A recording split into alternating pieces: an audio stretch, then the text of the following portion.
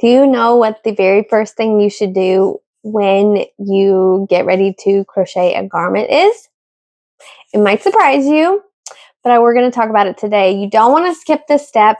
You probably want to do this step every time you do crochet a garment, and it's really not going to take you that long, and it's going to be so helpful in the end. Hi there, my name is Michelle Ferguson. I'm the crochet pattern designer of Two Brothers Blankets. I specialize in crochet garment patterns for every member of the family. Thank you so much for watching. Let's get right into what the most important part and the very first step of crocheting a garment is, and that is taking your measurements. You don't want to skip this part. I would even recommend doing it every time. Every time. Our bodies change. We gain weight, we lose weight. If you're like me, you're back and forth all year long. And it is just a very important step. It's going to help you know what size to choose.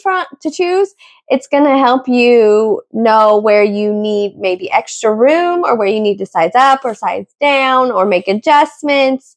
It's going to let you know how the garment is going to fit, because if you know your body measurements and the finished measurements of that pattern are 2 inches bigger, you're going to know that it's going to give you a little bit of ease, nice positive ease, or maybe it's going to be 6 inches bigger and it's going to be super oversized. So you're going to know how it's going to fit, and you're going to be able to make those adjustments much easier. So I'm in selfie mode here because I want to be able to see what I'm doing. So if I'm not like looking directly at the camera, that's why. So forgive me for that. So first I'm going to show you how I measure my body to get my body measurements. And then I'm going to show you what you can do with those measurements as you're crocheting your garment. So first, you're going to need a soft measuring tape. I've got this big one here. I got them on Amazon. I have some other ones that are like retractable and easy to travel with, but this one just sits on my desk all the time and I use it. So whatever kind of soft measuring tape you have on hand, that's what you want to do. So some of the key measurements, I recommend taking all of your measurements if you can. That way you just have an idea of what your body, like what size your body is, and how much inches and whatever you need for each section of your body. Not all patterns are going to have all the sizes in them. In fact, many won't have all the sizes, like all the different measurements in the pattern. You can go to craftyarncouncil.com and get a men's sizing chart, a women's sizing chart, a children's sizing chart, and a baby sizing chart, and I think a head sizing chart, and maybe a foot or hand sizing chart as well that you can look at. That's totally open to the public. And that's what most designers go off of when they are creating their designs. So use that as a reference if you want, but then take as many measurements as you feel the need to. If this is a long tunic, you're going to want to take like your butt measurements and your hip measurements, that area. If it's sleeved, you're going to want to take your upper arm and maybe your lower arm and your wrist. Just take as many measurements as you think you might need, because in the long run, it'll be helpful to know and useful, most likely. So the main measurement you're going to find for a crochet garment in patterns is bust or chest. And so for women, it's bust, and for men and kids, it's chest. Usually it's how it's labeled, but it's all the same. It's all around this area. So I'm going to take my hair's in the way. I'm going to take my soft measuring tape and I'm going to measure around the largest part of my bust. And I'm at 36 inches. Now you may also, if you're a woman, want to do your upper bust and your lower bust. That may be helpful for you while you're crocheting, depending on what you're making. So you could do those 3 different measurements. For guys and kids, it's usually just one measurement. You don't have to do too much. The next one you might find is waist or hips. Do it the same way.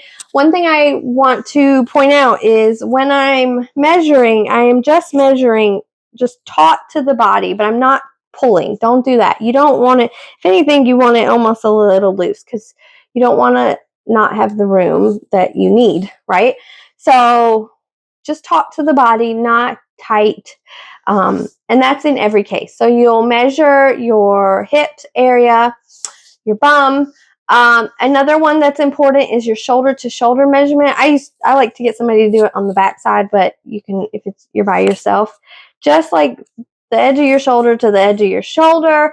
That's important if you're working a pullover or something like that. Arms all the way around. If you can, get somebody to help you. Head, same way. Not if you're making a garment, but if you're making a hat, you'll need that. But yeah, just different parts. Your wrist are great and helpful, and just write them all down. I have notepads everywhere, in my project bags, on my desk, everywhere. And I'm a designer, so I'm writing down designs. But even if you're just a crocheter wanting to crochet something, it's nice to have like something or the notepad in your phone. I use that a ton as well. Just put it somewhere that you can reference it as you're going. That way you can know your measurements without having to get up and measure yourself every single time. Just write it down, take all your measurements and write it down and keep it on hand for as you're crocheting the garment. So how these measurements will help you in your pattern. Well, one, it'll help you choose size. So when you're looking at the size chart or the list of sizes in a pattern, you're going to say my measurement was 36 inches, right? And it says small is 32 to 34 inch bust, and medium is 36 to 38 inch bust, and large is, I think it's 40 to 42 inch bust, right? So I'm in the medium range, right? I'm the lower end of the medium range. Say my hips are on the higher end of the medium range, or almost maybe large. Depending on what I'm making, if I'm making a tunic that's going to be long and go well past my hips and my bum, I'm probably going to want to make the large because it is, that's where I want it to fit. I definitely don't want it to be too tight right there. So that's something that I'm going to do and take into consideration when I'm making that. Now I could make the medium, especially if it's like top down. I could make the medium and then just go up a hook size or two to make more room in the medium with those stitch counts, or I could adjust the stitch counts to the large, stuff like that. So that is important and a good reason to know what your measurements are, to know what size to choose. So for a tunic, say it's a top down, say it's my Layla tunic, which is top down. It goes well past the hips, but it's worked top down. So I'm going to do a medium. So I do medium all the way down, and then I decide I need more room for my hips and my bum. So like I said, I can do the two things. I can adjust the stitch count and increase up to the large, or just add more room, or go up a hook size or two to give me more room, more space within my stitches.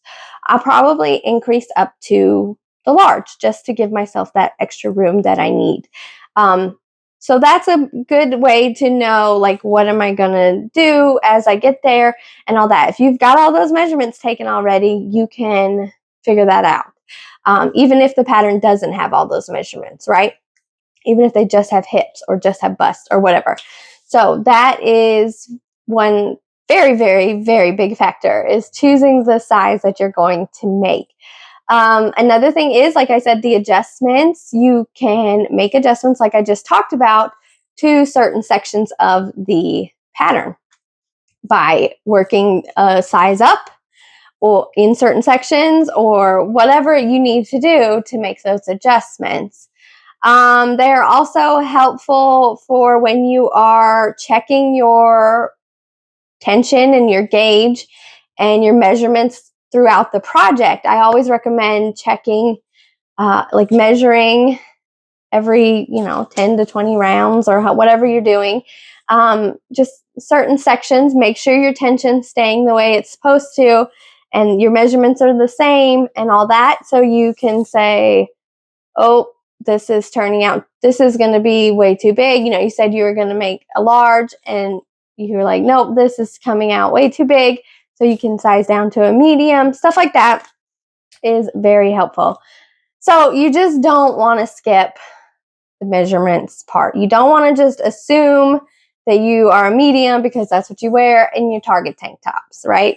It's just something that you're going to want to have on hand as you're working to reference back to as you're measuring and sizing and everything. Another important thing is if you're making a garment for somebody else, you're going to want to take all their measurements because they may not always be there to try it on every, couple of rounds to make sure that it fits. So if you have all their measurements, you can crochet that garment to their dimensions and make sure it fits without having to have them right there to try it on each and every time. So taking measurements is a huge must-have, not something you want to skip. First thing you need to do, most important almost. I don't know. It's all important, but it's one of the most important parts. It's one part that you want to do at the beginning so you know the right size to choose and you know where you need to make adjustments and stuff like that. So we'll get into more of that as well later in another video. But for now, don't forget to take your measurements when you're crocheting a garment. Don't skip that step. Take all the measurements if you can and write them all down to reference for as you're making the garment. I hope this was helpful. Thank you so much for watching. I hope you'll subscribe to my channel. Have a wonderful day.